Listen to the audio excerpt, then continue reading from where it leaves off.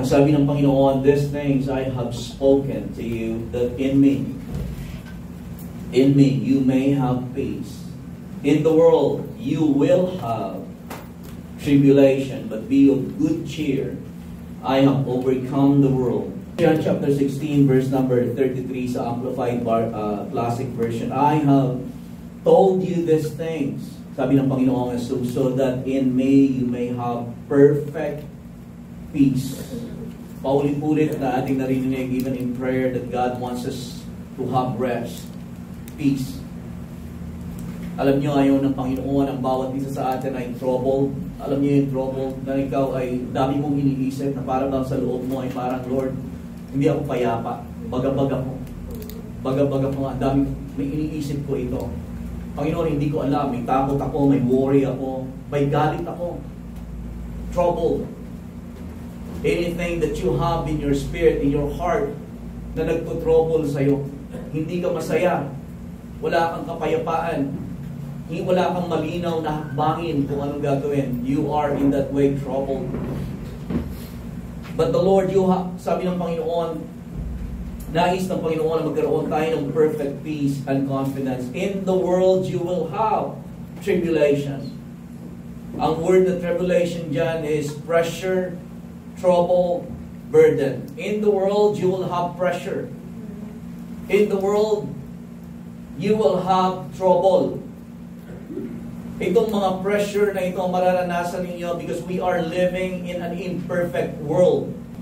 Right? Kung perfect itong mundong ito na katulad ng langit, wala nang pressure. Wala nang trouble.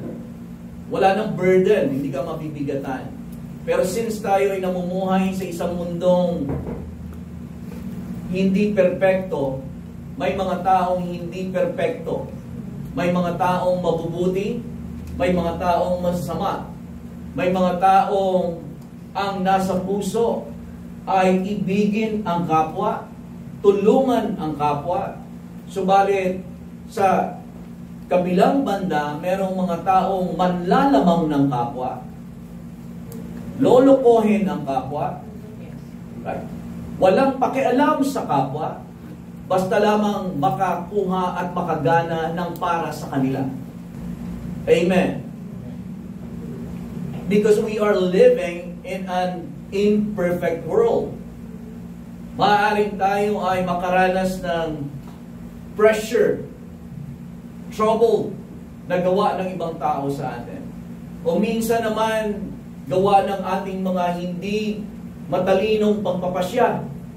We don't know any better. Ika nga, nakagawa tayo ng hakbang na ganito sapagkat kulang din ang ating kaalaman.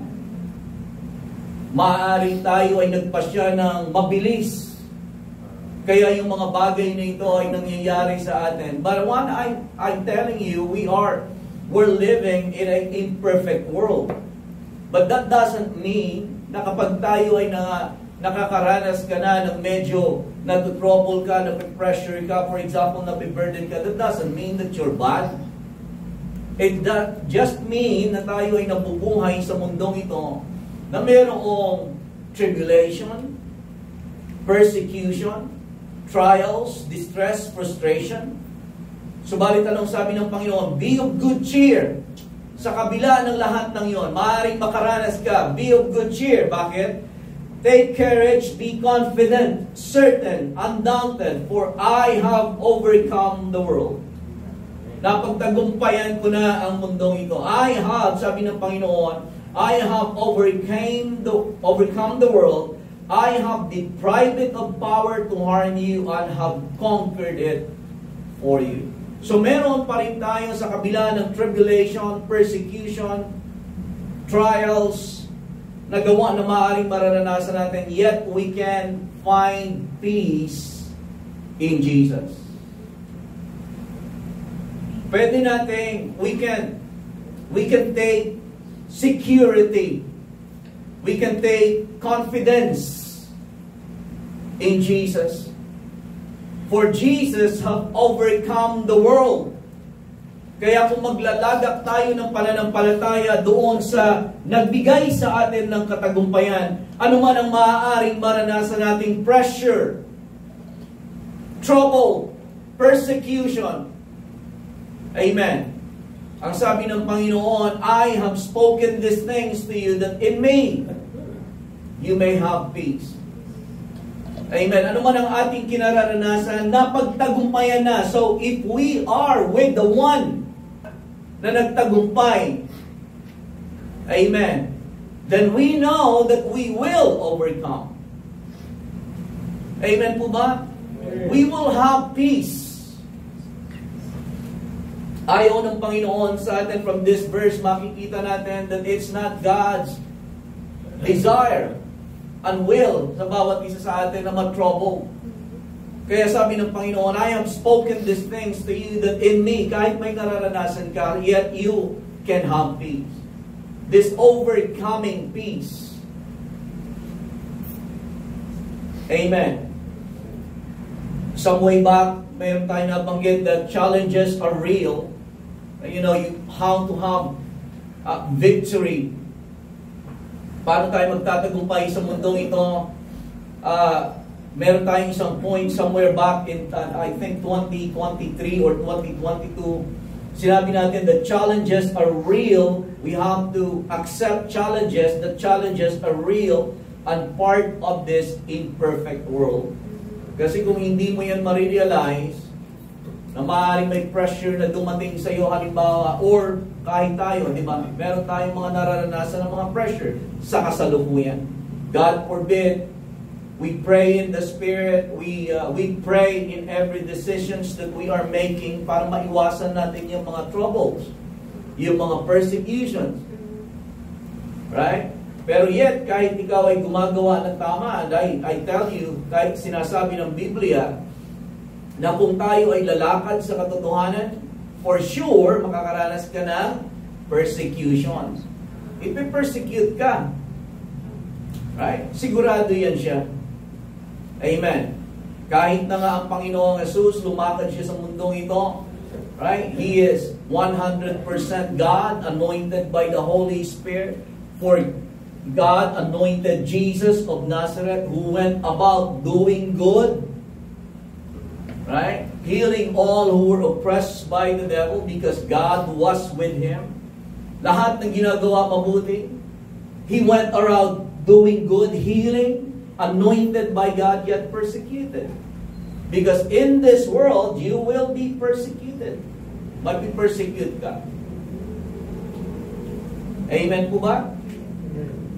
Amen. Challenges are real, are part of this imperfect world.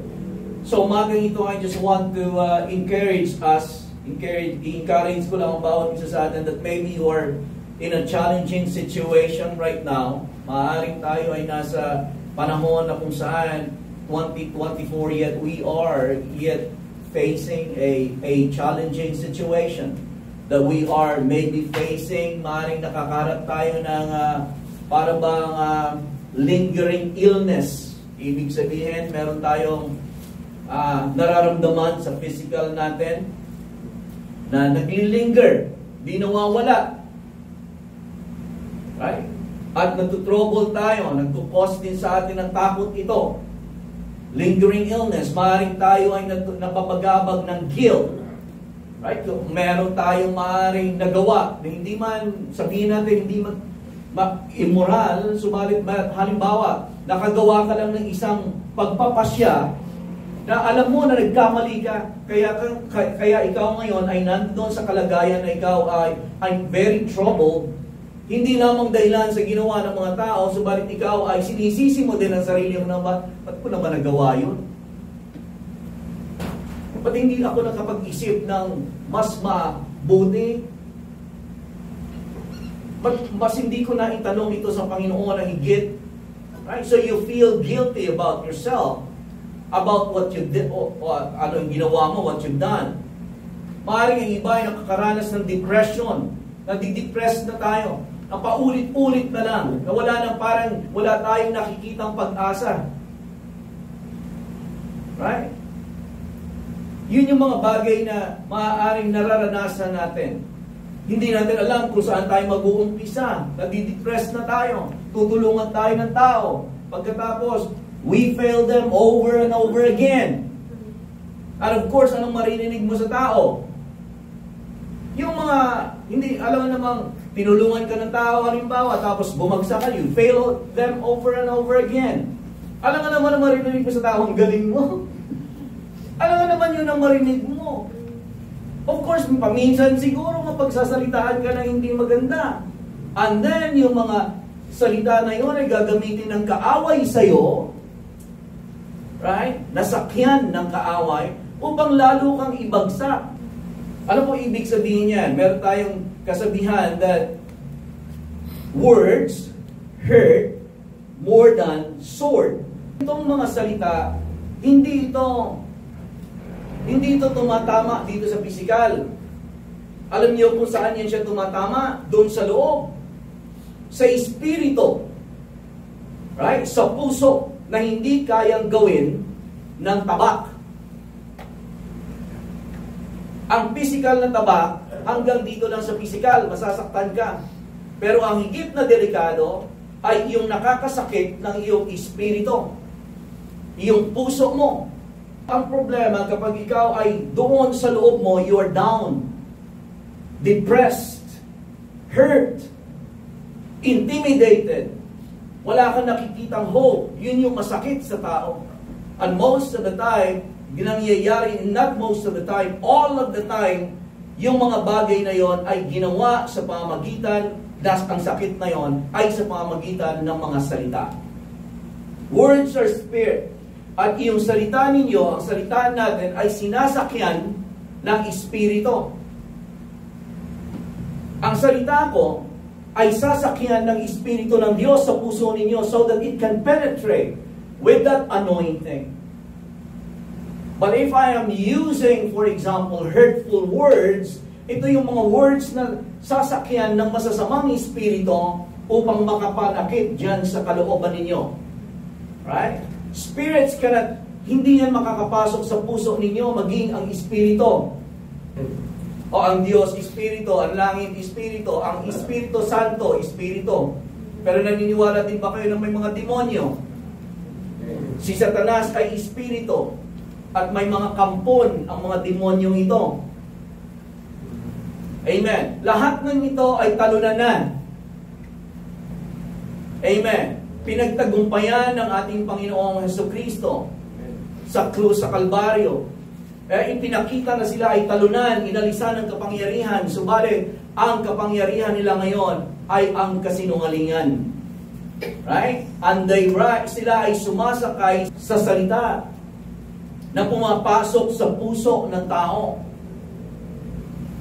Yun yung nagpapadown sa tao. Amen. Kapag pinaniwalaan natin kung ano yung sinasabi, hindi lamang ng tao, kasi sasabihin sa'yo, wala kang magagawa. Mamamatay ka na lang dyan. Wala namang mangyayari sa buhay mo, ganyan ka talaga. Right? Imagine those words. Pahintulutan mo sa puso mo, anong gagawin mo? Wala na nga. Hindi ka na babangon. Hindi ka na magtatrabaho.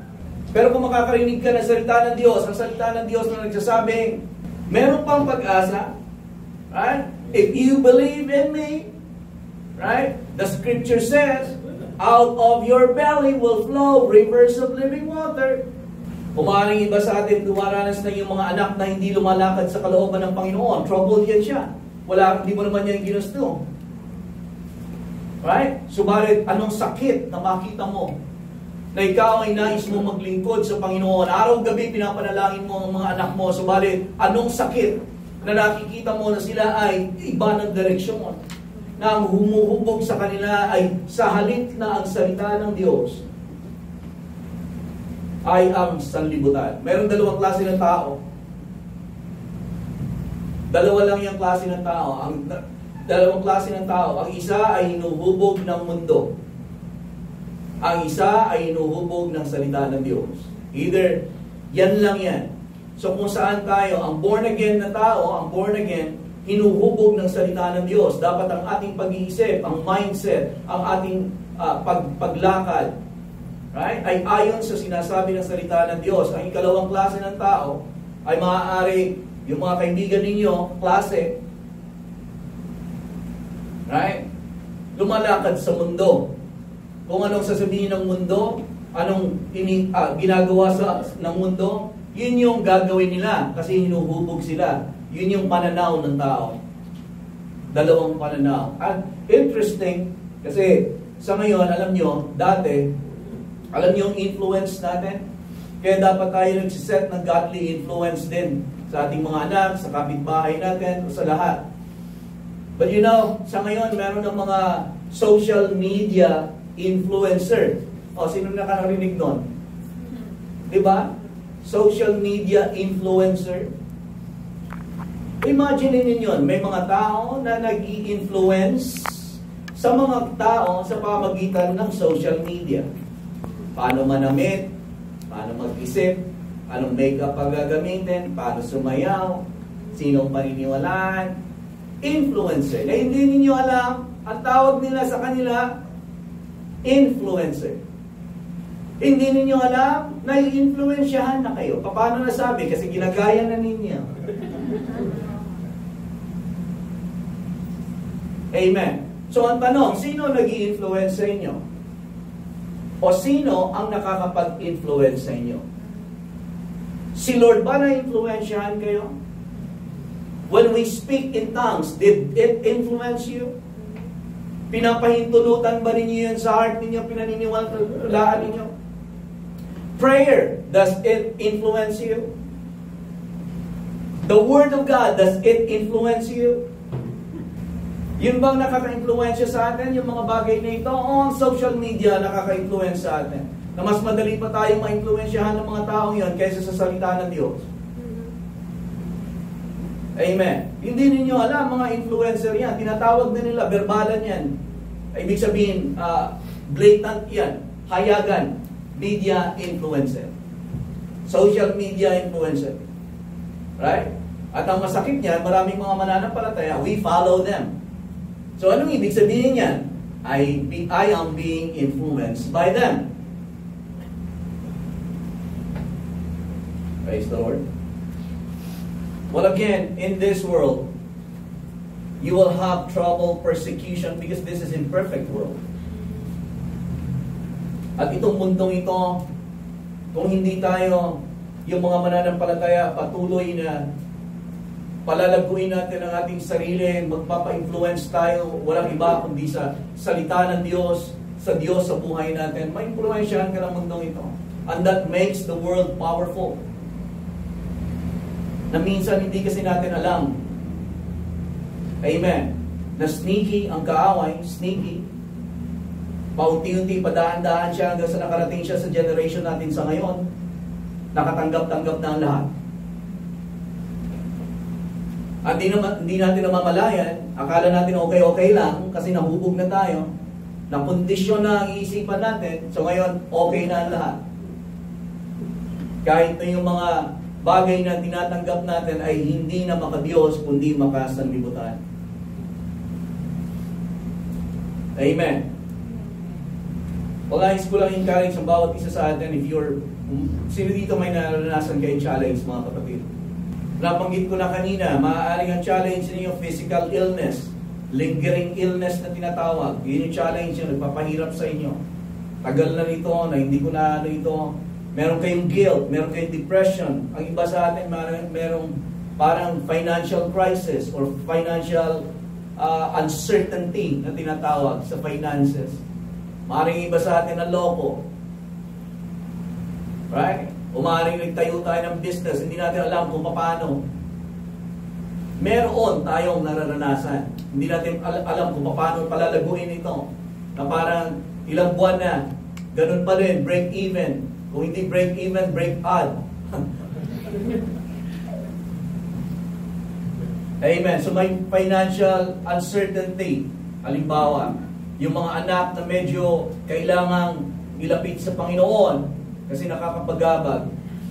Ang encourage ko lang sa bawat isa sa atin, I think dalawa o tatlo siguro, may encourage ko sa atin. Kasi nabanggit ko ito nung nakaraan, may nararanasan tayo.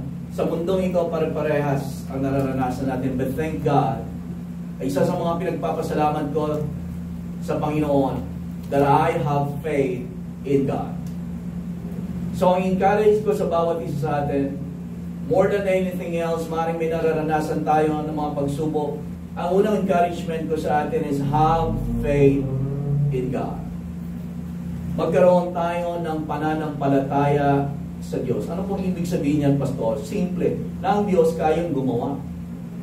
Sa anumang sitwasyon mo, kaya niyang gumawa. Amen. Kaya ng Diyos na kumilos. Kaya ng Diyos na pagbuhin ito. That God can turn things around for your good. Kaya ng Diyos. Sabihin niyo po natin, kaya ng Diyos. Right? If you have faith in God, kung meron tayong pag-asa o pananampalataya sa Diyos, ano man ang ating nararanasan, I don't want to go through sa mga stories pa again, na babae, inaagasan ng dugo for 12 years. How many years? 12 years. Hindi 12 hours, hindi 12 days, hindi 12 months. 12 years inaagasan ang babae ito. She spent all she had with the doctors, yet instead of going better, she grew worse. But when she heard about Jesus, nung marinig niya si Jesus, ay nagkaroon ng pag-asa sa kanya. Right? Nabuo ang pag-asa dahil kay Jesus. So ano man ang ating kinaharap, it doesn't matter what it is. It doesn't matter how long yung nararanasan mo. It doesn't matter kung gaano ito kalaki. Amen. Ang issue ay kung gaano kalaki ang pananampalataya mo sa malaking Diyos. Amen. Ang sabi ng babae, kung mahahawakan ko lamang ang laylayan ng kanyang damit. At sa ngayon, sa atin, sa kapanahunan nila, laylayan lang ng damit. Right? That's how powerful the presence of Jesus is. Pero sa ngayon, imagine natin Jesus Christ rose from the grave. Sa loob ng 3 araw, siya ay, ang sumpa, inalis niya, ang kasalanan, pinagbayaran. Amen. Pinagdusahan niya at tinalo ang kapangyarihan ng kaaway. At pagkaraan ng 3 araw, siya ay muling nabuhay. Lumuklok sa kanan ng Ama. Pag-upo niya, pagdating sa kanan ng Ama, nung may sacrifice niya na ang kanyang blood, ibinigay ang Santong Espiritu sa bawat isang mananampalataya sa Kanya. At nung manampalataya tayo sa ating Panginoong Jesus, ang Espiritu Santo ay nanahan sa ating kalooban. Romans chapter 8, verse number 11, that He who raised Christ from the dead is the same Spirit who will quicken your mortal bodies. Ang siyang Espiritu na bumuhay kay Jesus mula sa mga patay, nagbigay ng tagumpay kay Jesus mula sa kamatayan. At sa lahat ng kampon ng mga ng kadiliman, lahat-lahat binuhay ng Espiritu ng Diyos. At ang Espiritu niya ay nananahan sa atin. How much powerful that is. If you have faith. Amen. Kung mananampalataya tayo sa Panginoon. Mark chapter 11 verse 22. So Jesus answered and said to them, have faith in God.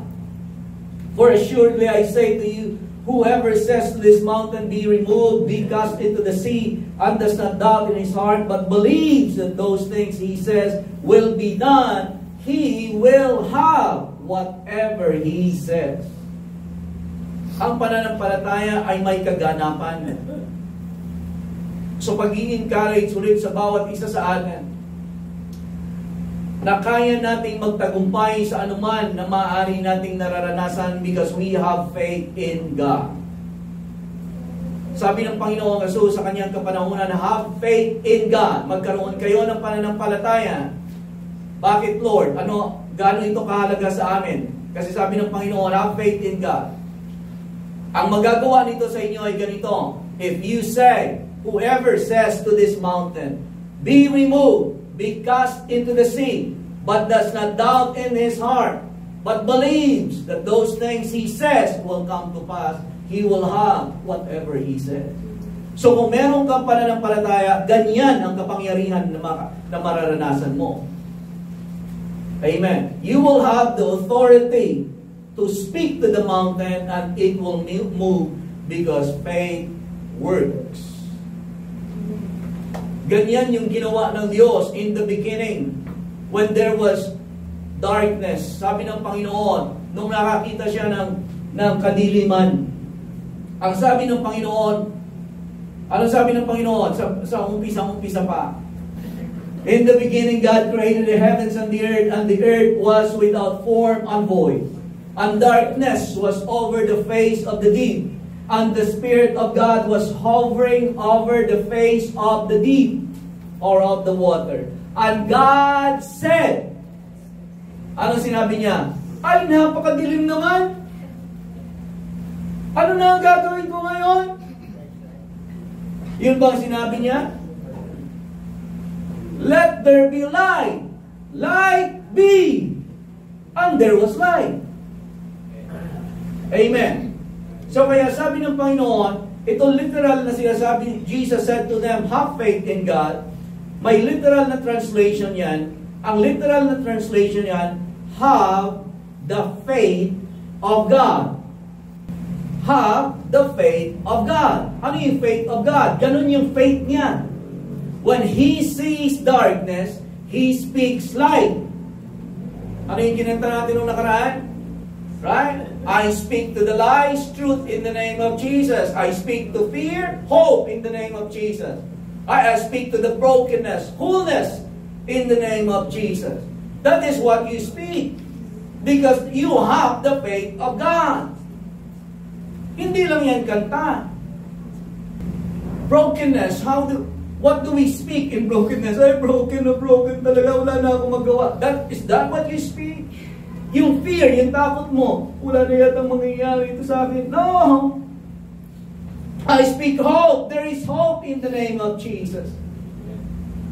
Have the God kind of faith. And that is the God kind of faith. Ang God kind of faith ay sinasabi ng Romans chapter 4 verse 17. Calling the things that are not as though they were. Amen. The God kind of faith. Have the God kind of faith. Have the faith of God. Pwede ba natin sabihin yun? I have the faith of God. Paano yung makikita yan? Mapapatunayan. Kung ikaw ay merong faith, you have faith in God, ano mo mangyayari? Sabi ng Panginoon, have faith in God, or have the faith of God, have faith in God, for assuredly I say to you. Right? So the faith of God speaks. Nagsasalita ang pananampalataya. If you have faith, Matthew chapter 17, if you have faith, you will say. Amen. If you have faith, you will say. So hindi ka tahimik. Meron kang sinasabi, I have the say. Amen. Have the faith of God, the God kind of faith. 2 Corinthians chapter 4, verse number 13.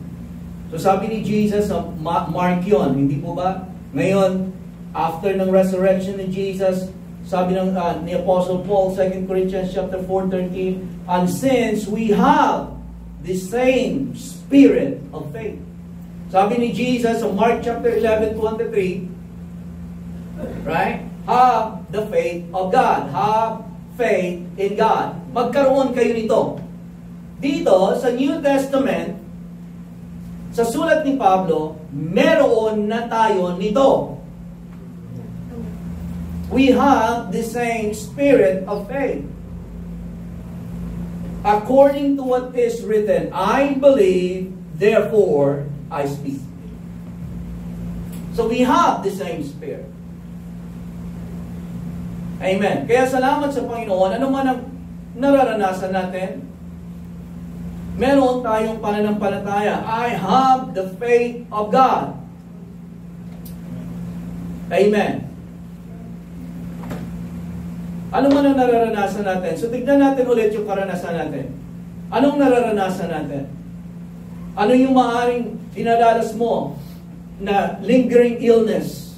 Na hindi ka sakit sa iyong katawan na iyong nararanasan, ang financial mong nararanasan, ang problema mong ganito, ang depresyon na ganito. Amen. What do you do about it? Have faith in God. Have the God kind of faith.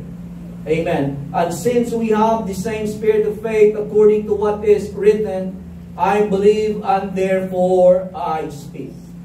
You have to speak. Gusto ko yung kinanta natin noong nakaraan. Again, tingnan natin ulit. Para pag kinanta natin ulit yan, kung kailanman, makita natin. I speak to the lies. Halimbawa, nakakaisip kayo ng mga kaisipan. Wala mangyayari dyan. Naku, wala na yun. Parang ano lang yun. Wala na. In-invest mo, wala na. Tapos, saka sakit karamdaman, wala mangyayari dyan. Hindi na maalis yan. Mamamatay ka na lang ganyan. Lies! Amen. Problema sa pamilya, ng mga anak mo, halimbawa na ganito, wala na mangyayari yan. Paulit-ulit na lang yan. Amen. I speak to the lies. What? Truth in the name of Jesus. I speak to the fear. Ano man ang ating kinatatakutan? Hope in the name of Jesus. I speak to the brokenness. Wholeness in the name of Jesus. Have the God kind of faith. Have the faith of God. When God sees darkness, He speaks light. When God sees brokenness, He speaks wholeness. Amen. Encourage ko lang tayo. Dito ako hindi magtatapos pa siguro. But may iba sa atin gusto na matapos. You know? But my faith is, ang pananampalataya, encouragement lang sa aking sarili at sa atin. Right? Have the faith of God. The faith of God speaks. My faith is, the Lord is fighting my battle for me. Amen. The Lord's fighting my battle. Anong faith mo? Madali lang yan sa church. Pag nakakarinig ka ng ganyan, madali lang kumanta, taas ng kamay. Pero kung talagang may nararanasan kang challenge, halimbawa, pag uwi mo sa bahay, dyan ang challenge mo. Right? Kasi yan na yung babagabag sa utak mo. Amen. Yan na yung magiging dahilan na kung saan hindi ka makakatulog. Amen. But what do you do? Anong pananampalataya mo? Pinanampalatayanan ko, and you can take this as your own, then. But for me, the Lord is fighting my battle. Ang sabi ng 1 Samuel chapter 17, verse 4 to 45 to 7, David said to the Philistine, you came to me with sword, with spear, with javelin, but I come to you in the name of the Lord of hosts, the God of the armies of Israel, whom you have defied. Verse 47, then all this assembly shall know that the Lord does not save with sword and spear, for the battle is the Lord's, and He will give you into our hands. The battle is the Lord. So, para sa akin lang to, ano man ang nararanasan ko, ano man ang sa tingin ko na parang Goliath, na sa isipan ko ay nagsasabing wala na mangyayari dyan, ano nang gagawin mo? I say, and I pray, and every day I say, the Lord's fighting my battle for me. Amen. Hindi ako ang lumalaban, but I know the Lord is fighting my battles for me. Exodus chapter 14, verse 13. Moses said to the people, do not be afraid. Stand still and see the salvation of the Lord, which He will accomplish for you today. For the Egyptians whom you see today, you shall see again no more forever. The Lord will fight for you. Right? The Lord will fight for you. Para sa aking sarili, pag nararanasan ko na yung mga kabagaban na yun, kabagabagan sa isip, yung guilt maaari na nararamdaman ko, yung sa isipan ko, paano na ito? Ano na mangyayari dito? Yung galit na nararamdaman ko. Right? What do I do? Panginoon, alam ko that you're fighting the battles for me. You will fight for me, Lord. I will find justice. Lord, I will be victorious. Amen. Sabi ng sa Message Bible, Moses spoke to the people, don't be afraid, stand firm, and watch God do His work of salvation for you today. Take good look at the Egyptians today, for you're never going to see them again. Ano man ang problema mo? You have to have faith. You have to look them at the eye. Amen. Nakikita kita ngayon. Ikaw ang bumabagabag sa akin ngayon. Pero darating ang isang araw, hindi na kita makikita ni Grace mo. So that is how if you have faith in God. Pero kung wala kang pananampalataya ng Diyos, napakalaki mo, wala nang mangyayari sa akin. Hanggang dito na lang, mamamatay na kaming lahat. Katulad ng mga Israelita. Pero David was different. Amen? Dinidefy mo kami for 40 days na nagsasalita ka na ganyan, hinahamak mo na wala nang mangyayari sa amin. But the Lord is going to fight the battle for us. Amen. Pupugutan kita ng ulo. Right? At ipapakain ko sa mga ibon. See? Faith speaks. Amen. We have the same spirit of faith. Pero sabi sa verse 14, God will fight the battle for you, sa message. And you keep your mouth shut.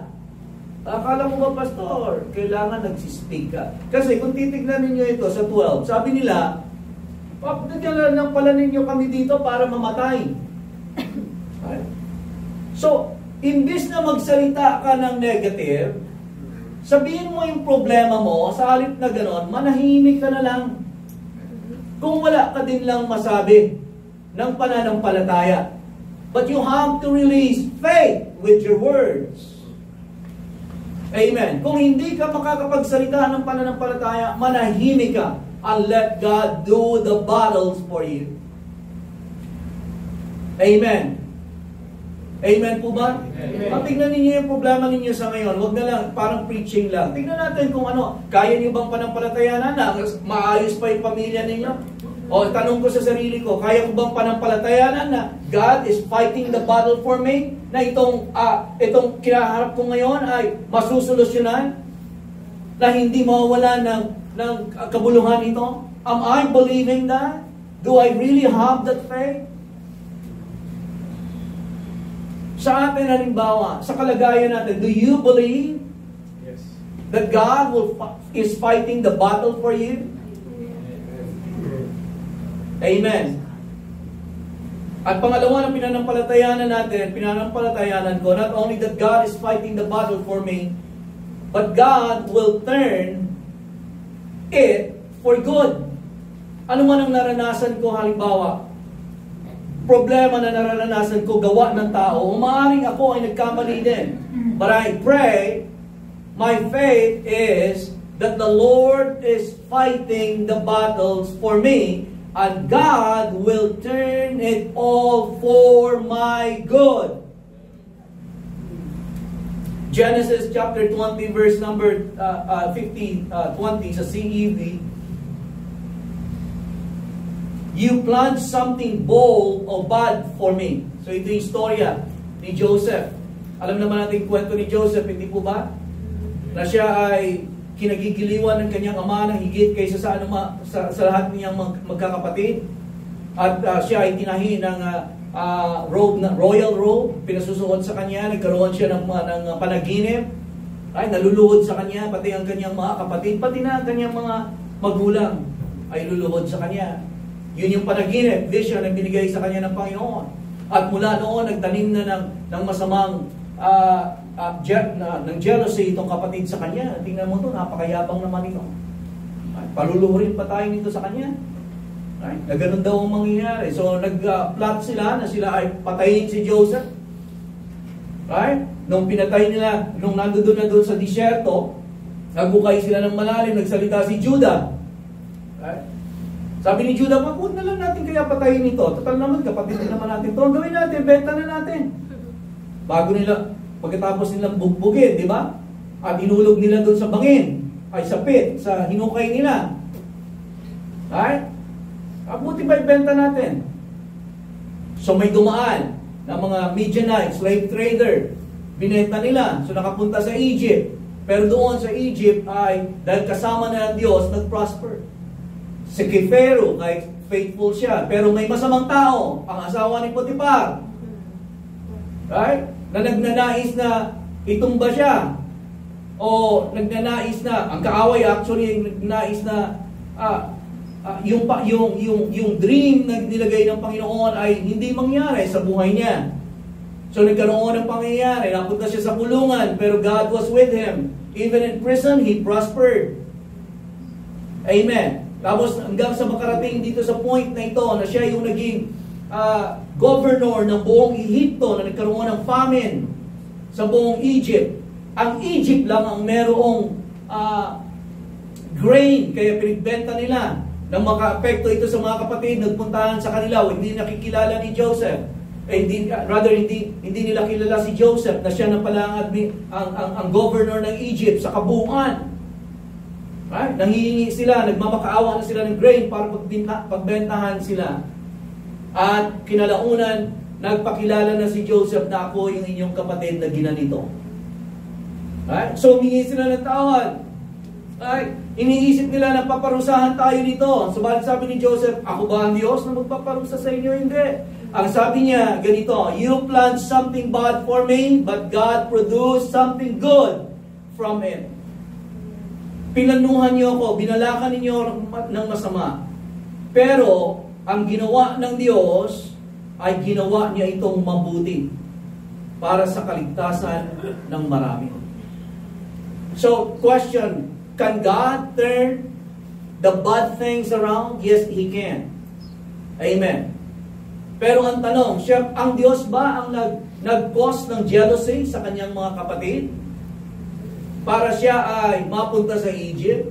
Di ba, Pastor, nakita mo na yung palang plano na yun na masama ay ginawa ni Lord? Kaya yung plano pala ni Lord na magkaroon ng galit sa kanya yung mga kapatid, at plano pala ni Lord na bugbugin siya, at plano pala ni Lord na mahulog siya doon sa pit. No.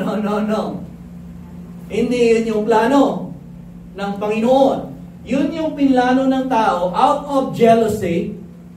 Nasusundan pa po ba ninyo ako? Out, kahit na nung siya ay wala pang jealousy ang mga kapatid niya, meron na siyang pangitain, dream. At iyon ay mangyayari.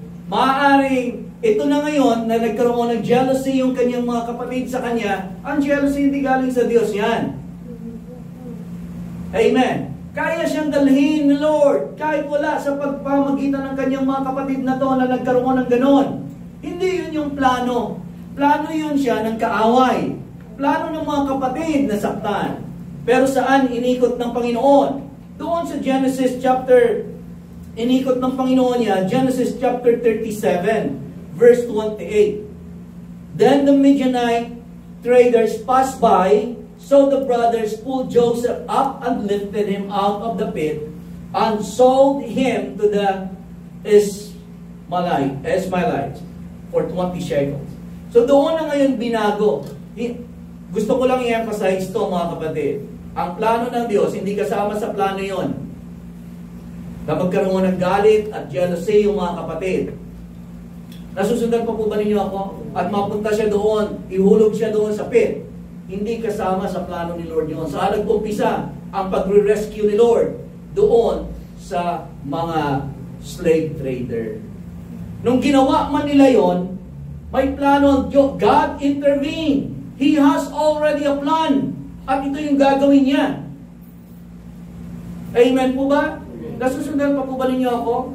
So, doon siya napunta sa pit, binugbog ng mga kapatid niya kasi out of jealousy na hindi yan kasama sa plano ni Lord. Amen. Ang plano ni Lord, kuhanin siya. At ituloy pa rin ang anumang pinakita ng Panginoong vision sa kanya. Narito pa po ba kayo? So maaaring ang Panginoon ay may vision sa bawat isa sa atin, pinapakita. Subalit ang kaaway ay gumagawa. Dito sa part na to, maaaring nagamit ng kaaway ng mga kapatid ni Joseph. Subalit hindi natatapos ang plano ng Diyos dahil lamang sa ginawa ng tao. Maaaring kayo ay nagribiyado ng tao, maaaring kayo ay nilamangan ng tao, maaaring kayo ay naloko ng tao. Amen. Right? Ang tanong, Pastor, kasama ba yon sa plano niya? Ay, no. Maaaring ginawa sa inyo ng tao yon sa greed, sa sarili niyang kasamaan, pero ang bagay na ito ay kayang ikutin ng Diyos. Napalabasin ang mabuti dito sa pangyayaring ito. So have faith in God. And what is my faith? Kung kayo ay may challenge, ako ay may challenge. But what I am believing, that God is fighting the battle for me. Amen. At ano pa ang aking pinanampalatayanan? That God will turn this for good. Ano man ang ginawa sa akin. Ano man ang iniisip nila na kasamaan para sa akin. Lord, I believe that you are the God who turn things around. In Jesus' name. Amen? At pangalawa na lang, ipapasok ko na itong pangalawa. Number 2 na nais ko encourage sa inyo kung kayo ay nagkakaharap ng challenge. Have faith in God, the God kind of faith. At ito yung sinuggest ko yung dalawa, that God is fighting in battles for us. Believe that. And God will turn it around. Believe that. Amen? And number 2, walk by faith, one step or one day at a time. One day at a time. Bakit ganyan, Pastor? Walk by faith, one day at a time. Papaliwanag ko sa inyo kung bakit. Kasi it's easy for us to have faith. Dito halimbawa ngayon, nabibuild up sa inyo ang pananampalataya, hindi po ba? Ngayon nakakapagsalita ako ng pananampalataya. Pero bukas yan, tingnan nyo. Right? Will you still believe what you believe today? Right? May maririnig kang ganito, papasok sa isip mo, gano'n na naman, mag-work na naman ang isipan mo. But you have to take it one step at a time, a day at a time. Right? Anong ibig sabihin? Do what you have or what you need to do every day. Gawin mo ang ginagawa mo sa bawat araw. Gawin mo ito na mayroong pananampalataya. Huwag ka mawala ng pag-asa. Kasi kung iisipin mo yan sa future, halimbawa, lumaki na, iniisip mo, malaki ang challenge mo, for example. Halimbawa lang, may bayarin ka sa ganito, ilang buwan o ilang taon, na hindi mo alam kung saan mo kukunin. Malaki na yan. Right? Ang mangyayari dyan, mawalan ka ng pag-asa, madidrain ka ng strength sa bawat araw. Maaaring na ng palataya ka sa ngayon. Nasusunod pa po niyo ako. Pero pinabukasan yan. Kapag ang takbuhin ng isip mo ay ganon, madidrain ka. Right? Paano mangyayari ito? Paano mangyayari ito? Ang gawin natin, let's take it a step at a time. One day at a time, Lord. May pumasok man sa isip mo, Panginoon, I believe that you're fighting the battle for me. You can turn things around. At gawin mo kung ano man ang mga ginagawa mo, trabaho ka pa rin. Right? Kasi kung mawawalan ka ng pag-asa, hindi ka na magtatrabaho. Lalo lang lalaki ang problema mo. Narito pa po ba kayo? Pagka iisipin mo ito, ano na mangyayari, so ikaw ay hindi mo na alam kung anong gagawin mo, naapektuhan ang trabaho mo, naapektuhan na yung pamilya mo, yung relationship mo. Right? You take it one step at a time. Tapusin mo ang araw, then bukas ulit. Ganun ulit bukas.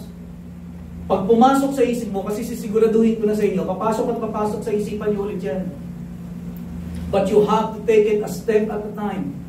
Lord, pinagkakatiwala ako sa iyo ito. I know, I believe that you're fighting the battle for me. You will think things around. Gawin mo na kung ano man ang ginagawa mo. Amen. Ipagpatuloy mo ang pagdinegosyo mo, ang trabaho mo, ang pagkausap sa mga tao. And then kinabukasan ulit, papasok ulit yan sa isipan mo. Right? But take it one day at a time. Have faith in God in your daily walk. 2 Corinthians 5:7, for we walk by faith, not by sight. 2 Corinthians 5:7 sa message, it's what we trust in, but don't see yet see, that keep us going. 2 Corinthians 5:7 amplified, for we walk by faith, We regulate our lives and conduct ourselves by our conviction or belief, respecting man's relationship to God and the divine things with trust and holy fervor. Thus, we walk not by sight or appearance. We walk by faith. Anong ibig sabihin nun? You take one step at a time. Kasi ang walking is series of steps. You have faith in God. You believe that God's fighting the battles for you. Amen. You believe that God can turn things around. Ano man ang binalak ng tao na kasamaan sa iyo, iikutin ng Diyos. Lalabas para sa ikabubuti. Amen. Subalit sa bawat araw, ganun ang gawin mo.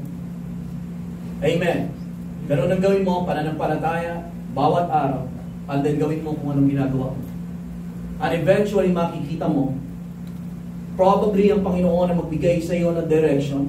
Probably ang Panginoon ang magpapakita sa iyo ng liwanag na kailangan gawin. Pero hanggat wala kang nakikitang liwanag, gawin mo lang. Wala kang nakikitang direksyon, gawa ka lang. Tapusin mo ang bawat araw na mayroong pananampalataya. Huwag mo masyadong tignan yon. Amen. Huwag mo masyadong ubusin ang energy mo na kakaisip doon. Yan yung sinasabi ng Panginoon. Na sinasabi niya, enough for the day is its trouble for itself. Amen. Panampalataya ka ngayon. Amen. At pagpasalamat mo ang pananampalataya na tinatanggap mo sa Panginoon. Siya rin mismo. I find this sa akin, mga kapatid. Nagpapasalamat ako sa Panginoon. Not only that I have faith in God, but subalit ang Panginoon ang nagbibigay sa akin ng pananampalataya at pagtitiwala sa Kanya. Amen. Kasi kung sa atin naturally, parang walang mangyayari sa atin. But by the help of the Holy Spirit, He whispers in our hearts to trust in God, to believe in God, to have faith in God, and to believe that I am fighting the battles for you. And I will turn things around for your good. Amen. But we have to take it a step at a time. One day believing God. One day we believe God. We believe God. We believe God. Tomorrow we believe God. Today we believe God. Tomorrow we believe God. Today we believe God. Tomorrow we will believe God. Amen. One step at a time, and you will see the light shining.